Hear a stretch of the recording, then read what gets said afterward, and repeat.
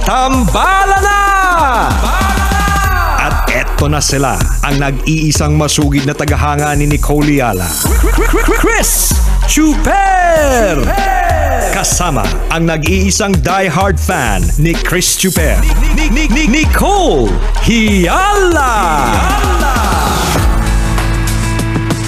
Mula sa Mahiwagang Burnay, ang kwento.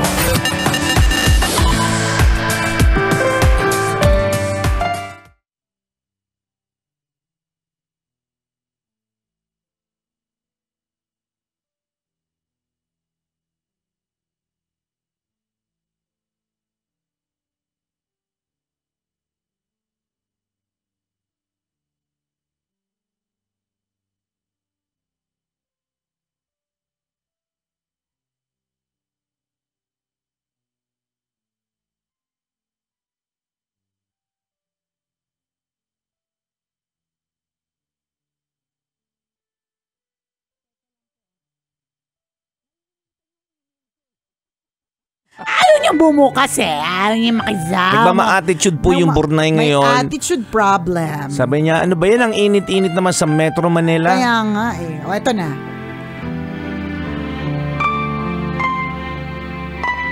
Dear Nicole and Chris, itago niyo na lang ako sa pangalang Jaja, 25 years old, at isa sa madami ninyong tambalanista dito sa Taguig.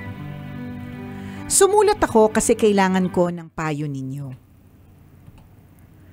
Hindi kasi ako komportableng hingin ang opinyon ng pamilya ko o mga kaibigan ko tungkol dito. Halos 3 buwan nang nanliligaw sa akin si Jerry. He is 28 years old at nagtatrabaho bilang isang software engineer sa Makati.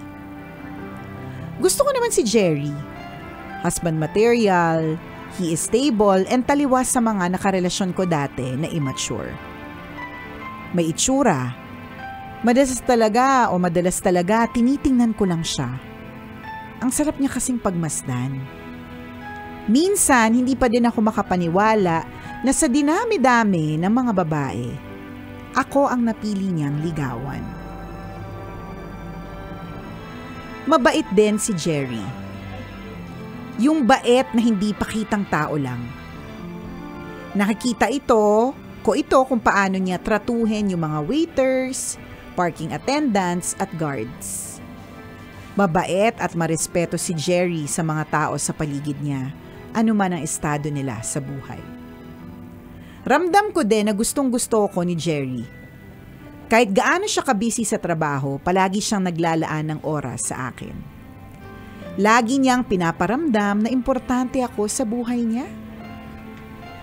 Ilang beses na din niyang sinabi na ako ang babaeng gusto niyang pakasalan. Ang problema, Tambalan, hindi ko pa siya sinasagot. Akala ng pamilya ko nagpapakipot lang ako. Lagi nila akong pinapaalalahanan na baka mahirapan na akong makahanap ng katulad ni Jerry kapag pinalagpas ko pa. At baka din daw mainip sa kahintay at ibaling ni Jerry yung atensyon niya sa iba. Yung mga friends ko, tanong din ng tanong kung kailan ko daw sasagutin si Jerry. Hindi na daw uso ang playing hard to get. Obvious naman na gusto ko si Jerry. Bakit ko pa daw pinapatagal? Tambalan, hindi ko masabi sa kanilang lahat kung bakit hindi ko pa sinasagot si Jerry. Hindi ko kasi alam kung valid ba yung dahilan ko. Isa pa, hindi ko kasi alam kung ano ang magiging reaksyon nila kapag nalaman nila ang dahilan. Ayokong masira ang magandang reputasyon ni Jerry sa kanila. Ganito kasi, Tambalan. Sa 3 buwan na panliligaw sa akin ni Jerry, hindi niya pa ako nilibre kapag lumalabas kami. Nung mga unang linggo, lagi kaming hati sa kahit anong bill. Hindi naka-round off ha. Kapag bayaran na, ilalabas niya talaga yung cellphone at i-compute kung magkano kami.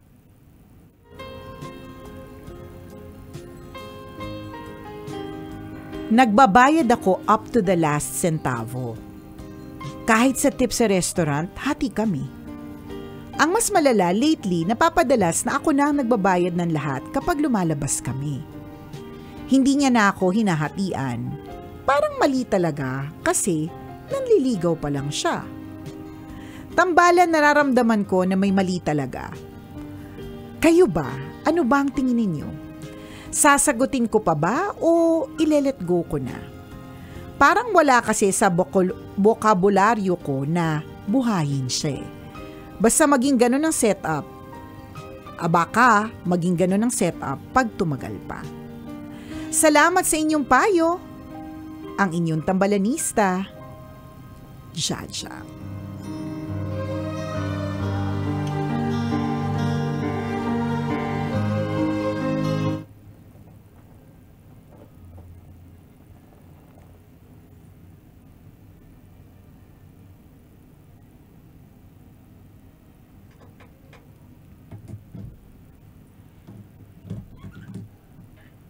Hi, Jaja! Galing sa isang babaeng bumuhay ng mga lalaki nung araw. Bilang ito ay based on experience. Based on experience, I don't see anything wrong with it. Sa tingin ko ganun. Sa tingin ko, pwedeng natin tingnan dun sa aspetong una, you can't have it all. Masyadong perfect si Jerry, tas may pera pa siya. Walang ganun. Ang daming ko nga kilala, mayaman sila, pero wala silang itsura. Hindi sila mabait. Hindi rin sila mabait. Meron talagang something. You can't have it all. 'Di ba? Pwedeng mabait, pwedeng mayaman, pwedeng sikat, pero may something yan. Hindi na naman tayo kakapanood nyo kasi ng mga Korean novela eh. Kakapanood ng K-drama, may feeling kayo na may ganong perpektong tao. Walang ganon. Hindi nagsuslow mo ang paligid, tsareng, diba? Hindi, meron naman pag slow mo ng paligid kapag ka in love ka. So, ngayon, tinatanong mo sa akin, well, kung ikaw wala sa bokabularyo mo, tas nababother ka, edi wag. Yun lang naman yun eh. Edi wag. Di ba? Hintay ka pa na may malilibre sa'yo. Correct. Pero hindi pogi. Correct. Oh. Ikaw, nasa sa'yo.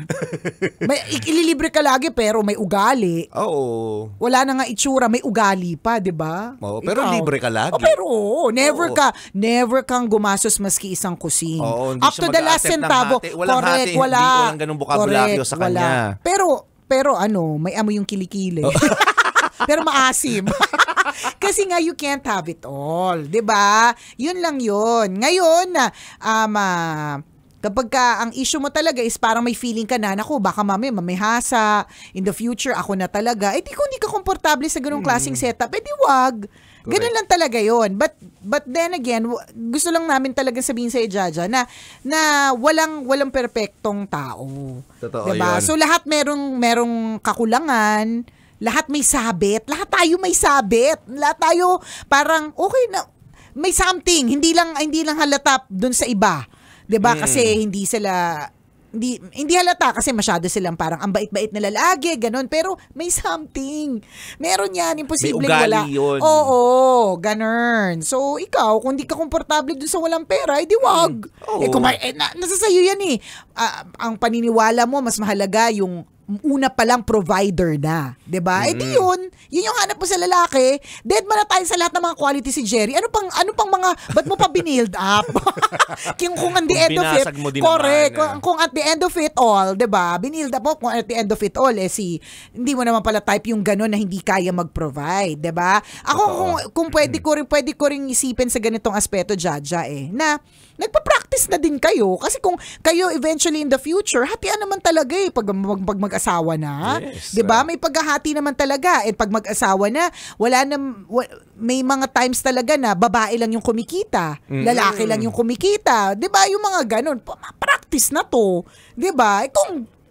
ganyan yung, kung pwede mong tingnan dun sa ganyang klaseng POV. Ikaw, nasa sa'yo yan. Iba't iba talaga, no? Iba't iba ng goal kung bakit ka papasok sa relationship.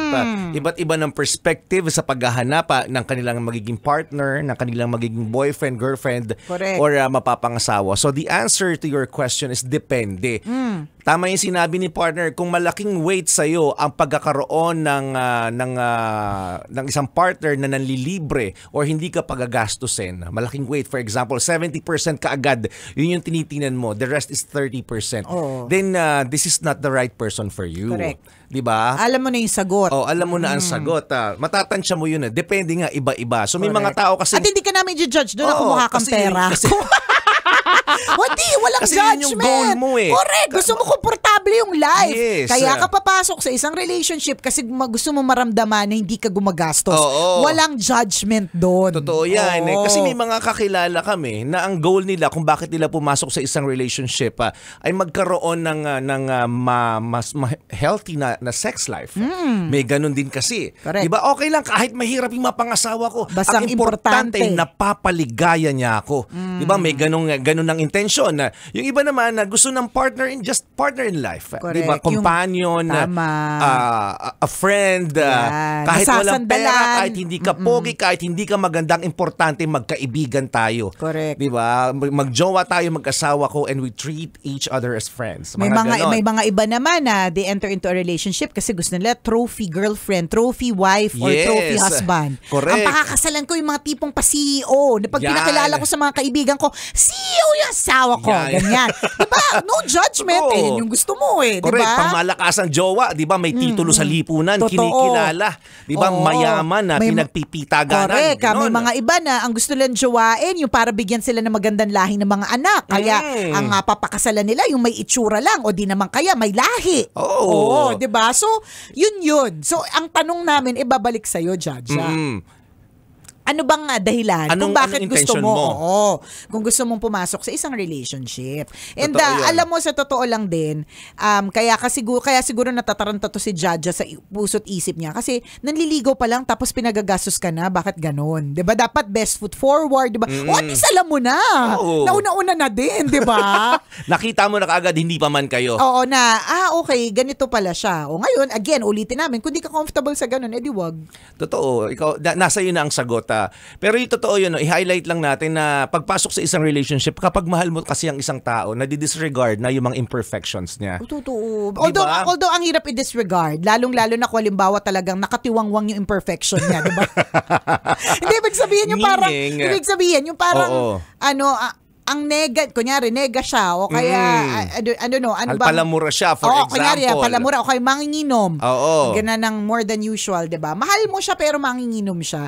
Minsan talaga, aminin na natin, mahirap din naman talagang lunukin yung mga imperfections. Pero, lagi lang din natin tatandaan, tayo din mismo, may mga imperfections tayo. Yes. Yun lang, yun yung parang, wag mo sabihin, ako lang, it always takes two to tango. Dalawa kayo sa relationship. So, may kamalian ka, may kamalian ka nakikita sa kanya, may kamalian din siya nakikita sa iyo, hindi lang niya nirereklamo. Tama, hindi niya lang sinasabi kasi mahal ka niya. Mahal ka niya, sige na, kahit gastador ka, 'di ba? Kahit, 'di ba? Totoo 'yun. Mga ganun, pero kasi mahal kita di sige, hayaan mo na lang. Meron namang pwede namang tweak or pwedeng tawag doon. May mga ganun na pwede mo siyang sabihan, 'di ba? Yung mga ganun kasi tingnan mo, naghahati kayo sa up to the last centavo. Hindi mo naman in-express sa kanya na, "Huy, hindi ka ba nahiya? Naliligaw ka pa lang ganyan."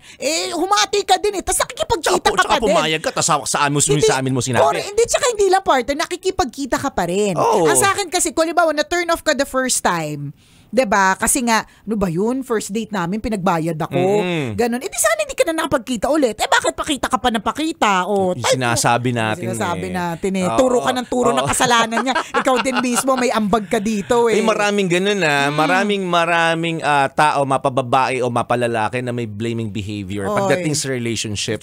Kapag nagkaroon ng hindi magandang pangyayari, 'di ba, sa isang relasyon, the tendency is we blame we blame our partner. Na kung tutuusin, tama yun perfect lagi yung quotation na takes two to tango. Dalawa kayo Lagi dyan. kang may contribution sa nangyayari sa inyong dalawa. Maganda or hindi maganda. May jombag ka. Ay, Oo. may jombag.